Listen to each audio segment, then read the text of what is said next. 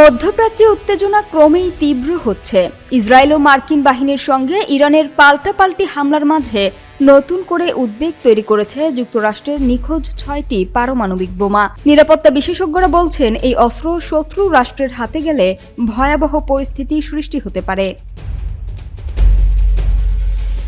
British সংবাদ মাধ্যম daily মিররের প্রতিবেদনে বলা হয়, গত কয়েক দশকে অন্তত ৬ বার এমন ঘটনা ঘটেছে যেখানে মার্কিন পারমাণবিক অস্ত্র দুর্ঘটনার কারণে হারিয়ে গেছে।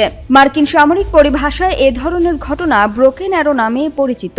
বর্তমানে ৩২টি নিবন্ধিত ব্রোকেন অ্যারোর মধ্যে অন্তত ৬টির কোনো হদিশ পাওয়া যায়নি। সর্বাধিক আলোচিত ঘটনার একটি হল ১৯৫৮ সালে টাইবি দ্বীপের কাছে সংঘটিত দুর্ঘটনা। দুটি মার্কিন যুদ্ধ বিমানের সংঘর্ষে একটি B-47 স্ট্র্যাটোজেট বিমান বহন করছিল মার্ক 15 হাইড্রোজেন বোমা, যার ওজন ছিল ৭,৬০০ পাউন্ড এবং বিস্ফোরণ ক্ষমতা প্রায় ৩.৮ মেগাটন। দ্বিতীয় বিশ্বযুদ্ধের ফ্যাটম্যানের প্রায় ১৯০ গুণ শক্তিশালী। বিমান ক্ষতিগ্রস্ত হওয়ায় পাইলট বোমাটি জরুরি ভিত্তিতে জর্জিয়ার উপকূলের ওয়াসো সাউন্ডে ফেলে দেন।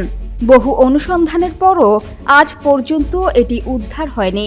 এরপর ১৯৬৬ সালে দুইটি মার্কিন সামরিক বিমানের সংঘর্ষে ভূমধ্যসাগরে একটি B-26 থার্মোনিউক্লিয়ার বোমা হারিয়ে যায়, যার ওয়ারহেডও এখনও নিখোঁজ।